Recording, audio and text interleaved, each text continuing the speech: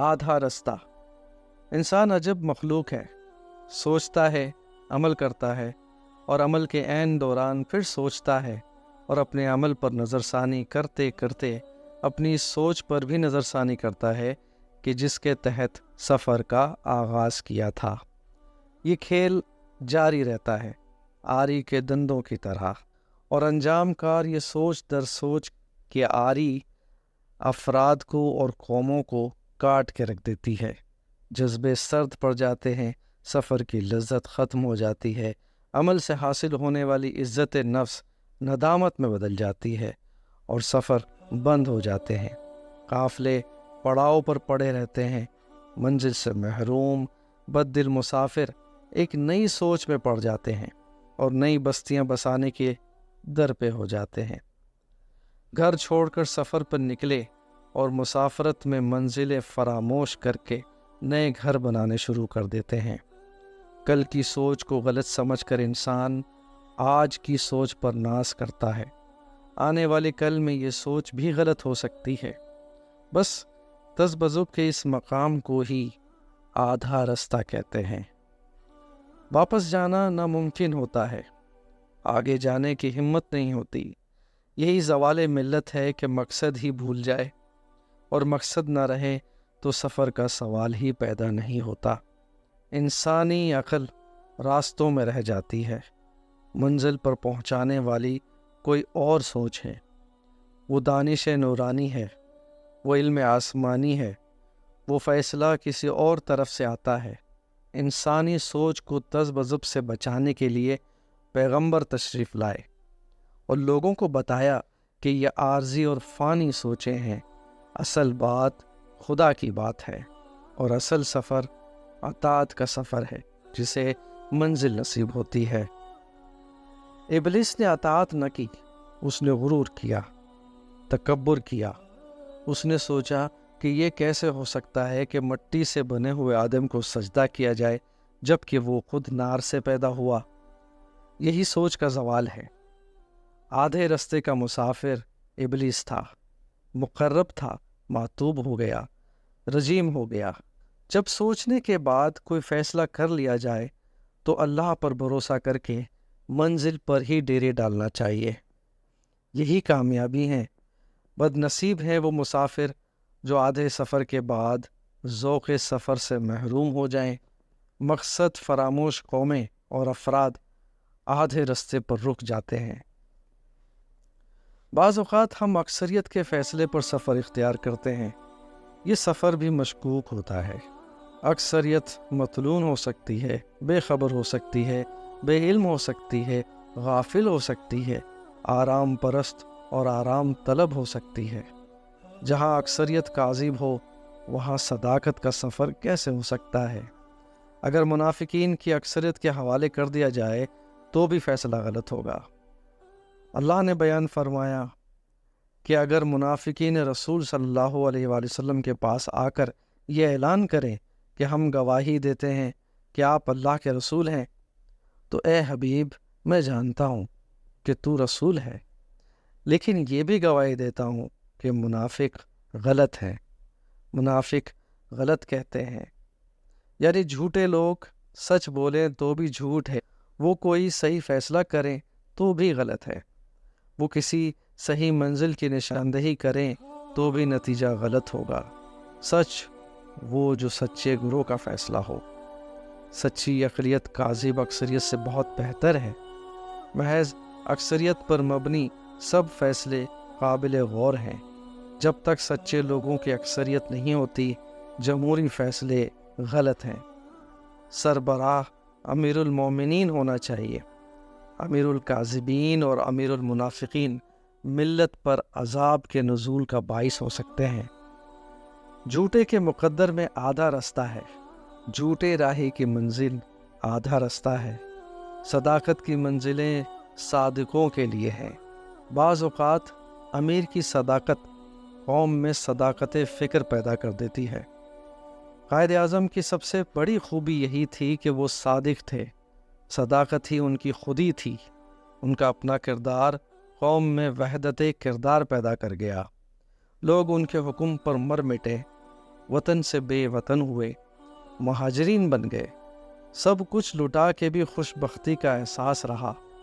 ایک عظیم مقصد کے لیے جان اور آن کی پرواہ کیے بغیر لوگ آمادہ سفر ہوئے۔ بات بہت دور نکل جاتی ہے کہ اگر قائد کچھ دیر اور زندہ رہتے، وحدت کا تصور دینے والا مر گیا اور قوم میں انتشار سا پیدا ہو گیا۔ قائد کی بے وقت رحلت نے سفر کی رفتار کم کر دی۔ سفر کا رخ وہ نہ رہا۔ ان کی بنائی ہوئی صادق اکثریت بے مقصد ہجوم میں تبدیل ہو کر رہ گئی۔ اکثریت کو صداقت آشنا کیا جائے، اس میں حق گوئی اور بے باکی پیدا کی جائے، یہ مرحلہ طے ہو جائے تو جمہوریت سے بہتر کیا ہو سکتا ہے؟ ورنہ وہی بات کہ بس آدھا سفر آدھا راستہ، خدا نخواستہ۔ انسان فطری طور پر انقلاب پسند ہے، اسے یکسانیت پسند نہیں۔ یہ ورائٹی چاہتا ہے، یہ بدلتا رہتا ہے۔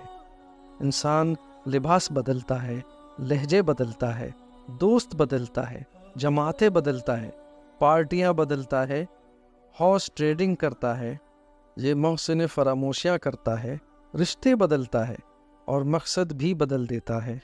اس کے پاس ہر کام کا جواز ہے۔ پرانے فیصلوں کا اس کے پاس قوی جواز تھا، آج نئے فیصلوں کا جواز ہے۔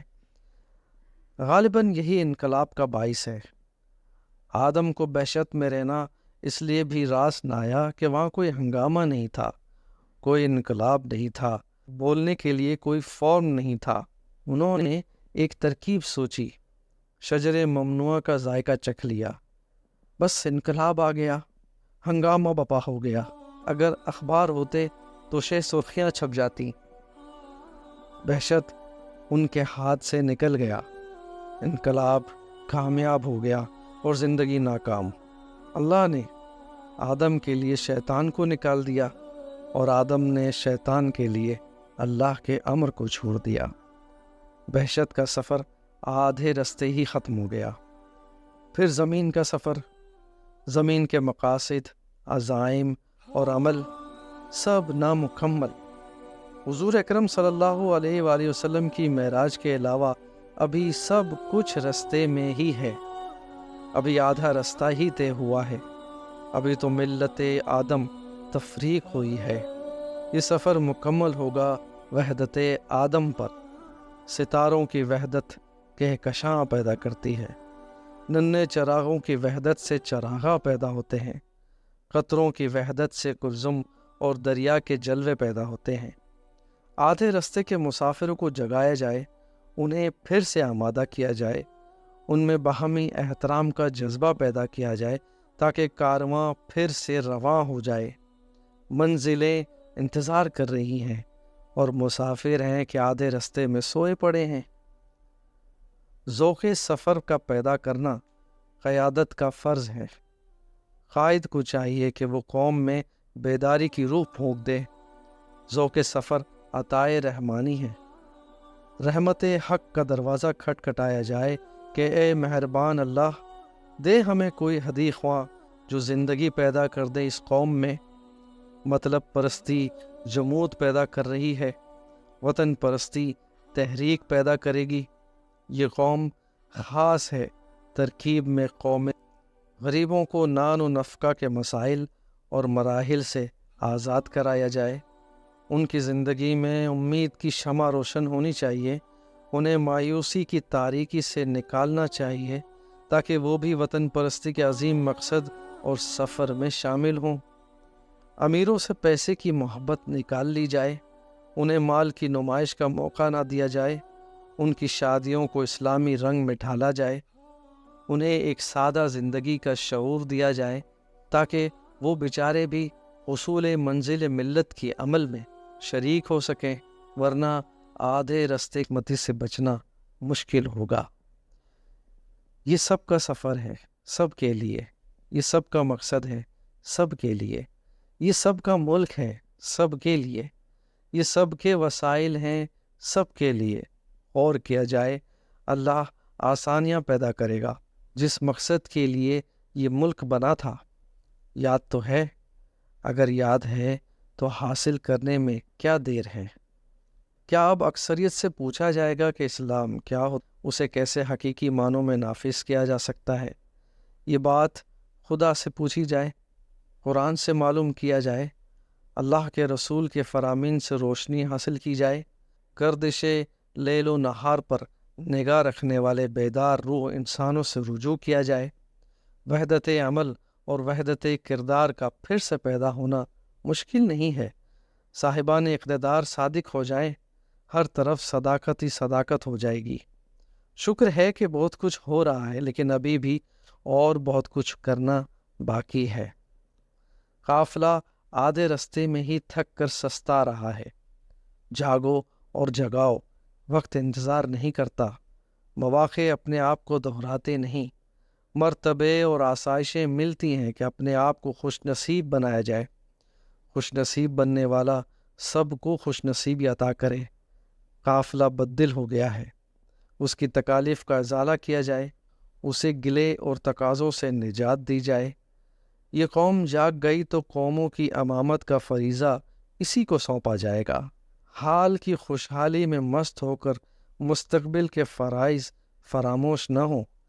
وہ وقت قریب آ پہنچا ہے جب اقبال کے خواب کی تعبیر میسر ہو، قائد اعظم کی محنت کا صلہ حاصل ہو، قوم کے لیے شہید ہونے والوں کی روح کو قرار نصیب ہو۔ ہم منزل فراموش نہ ہو تو آنے والی نسلیں ہمیں عزت سے یاد کریں گی۔ اپنی لاڈلی اولاد کے لیے پیسہ جمع کرنا ہی مقصد نہیں ہے۔ اگر اولاد نے مفت حاصل ہونے والا مال گناہ میں لگایا تو اس گناہ کی سزا پیسہ مہیا کرنے والوں کو بھی ملے گی۔ اگر اولاد کو تصور پاکستان سے متعارف نہ کرایا گیا، شعور عظمت اسلام کی تعلیم نہ دی گئی، تو خدا نہ کرے ہمارے لیے آدھے رستے کے مسافروں کا طعنہ ہوگا۔ خدا ہمیں اس عذاب سے بچائے۔ ہم عظیم قوم ہیں، ہمیں عظیم تر ہونا چاہیے۔ یہ ملک خدا کا ہے، خدا کے رسول کا ہے، انہی کی منشا کے مطابق چلنا چاہیے۔